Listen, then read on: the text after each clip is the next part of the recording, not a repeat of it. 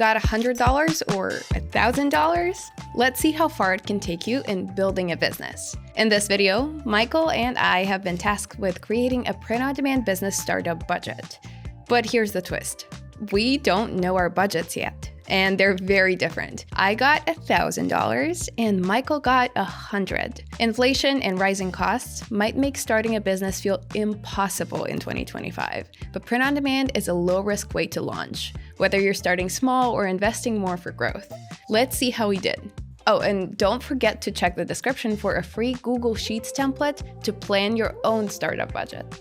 So I'm starting by checking Printful's e-commerce platform and online marketplace comparison page. It's quite helpful. It lays out all the fees and features. I'm going to choose Etsy. No subscription fees and 20 cents per listing makes it a perfect fit for my budget. However, I have to note that they recently added a one-time setup fee of $15, so that's going to affect my budget when starting out. But with Etsy's built-in audience, that means that I can save on marketing costs. Okay, I'm choosing Shopify. At $32 per month for the basic plan, it's affordable and gives me full control over branding and customer experience. I also considered WooCommerce, but Shopify feels more user-friendly for my goals. A few months ago, we interviewed another Printful seller, Carlos from House of Chingazos, and he started with Shopify too, so that reassures me. Carlos built a 7-figure business starting small. This feels like the right platform for me. And I just noticed that they're offering a 3-day free trial, plus a plan that costs just $1 a month for the first 3 months, so I'm extra sold. Etsy includes hosting, which means one less costs for me. I'm skipping on the custom domain for now. It's a nice to have, but I'd rather put that money into ads or samples. Because I'm saving so much on the Shopify subscription fee, I'm going to spend $16 a year on a custom domain. It makes the store look professional, and it's a small expense that I think will pay off when customers see my site. It's all about building trust. Canva is my go-to for creating a free logo, and Printful's Design Maker makes designing my products so easy. While I'm using the free version of Canva for now, I'm planning to invest in Canva Pro soon to unlock more design options and tools. It's $12.99 per month, which feels manageable for my budget in the long run. I'm going to create 5 products to list in my store so it doesn't look empty for lunch. Everything can look professional without costing me a dime, which is crucial with the small budget we have. It just requires more skill on my side. I looked into hiring someone to set up the store, but decided to handle it myself because I'm already going to spend $120 on a premium Shopify theme and I can adjust it myself. With the Printful integration, I'm confident I can handle the setup on my own. I'm going to create 5 products for my store to ensure I have a solid foundation for my big launch. To design my products, I'll hire a freelancer on Fiverr to create 5 simple designs. At $20 to $50 per design, I'm planning to go for $200 in total. It's also a significant investment, but having high-quality original designs is essential for standing out in the market. I'll use Canva for all my branding, banners, and social media posts. It's free and keeps everything looking cohesive without breaking the bank.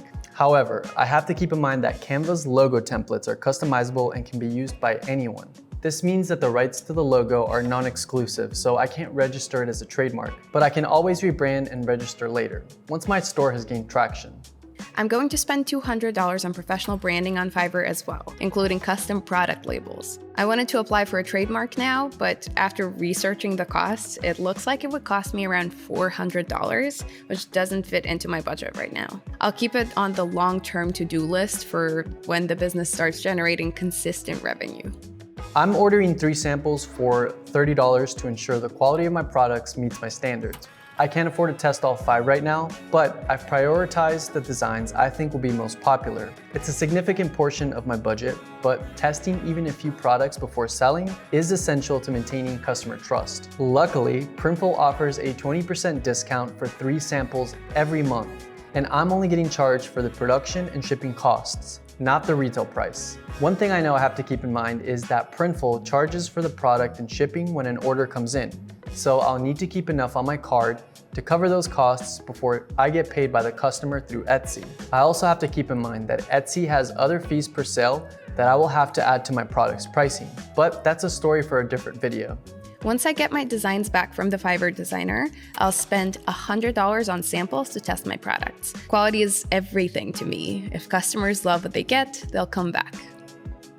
I'm planning to put the remaining $41 in Etsy ads to boost my top listings. As I mentioned earlier, Etsy's built-in audience lets me save on marketing costs. To make the most of this, I'm planning to focus on Etsy SEO, using targeted keywords and detailed descriptions to help my products get discovered by the right buyers. For the rest of my marketing, I'm going to rely on TikTok and Instagram. Social media is free, and it's perfect for getting attention without spending money.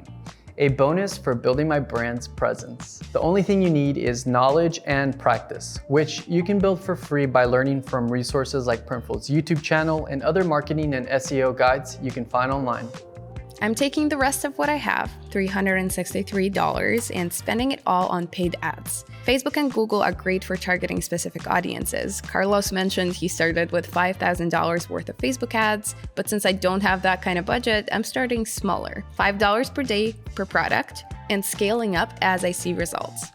My total spend is $99. Free tools and careful choices helped me stay on budget while building a functional store. Looks like I'm spending my full budget. By focusing on branding, ads, and quality, I'm building a store that's ready to scale. Wait, Michael only had $100 and he made it work? That's kind of amazing.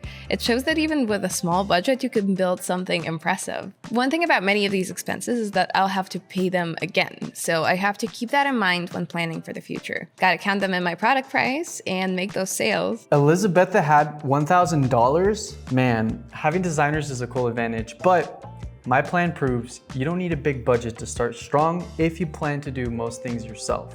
But it would have been nice to have that $1,000 just as a backup for a rainy day, or have the funds ready to cover all of the production and shipping expenses immediately. Ready to start your own store? We've made it easy with a free Google Sheets template to help you plan your budget. Check the link in the description. There you'll also find all the resources we mentioned in this video, including the e-commerce platform comparison page, design maker tutorials, and more. Let us know in the comments, who do you think made better use of their budget, Michael or me? And as always, happy selling!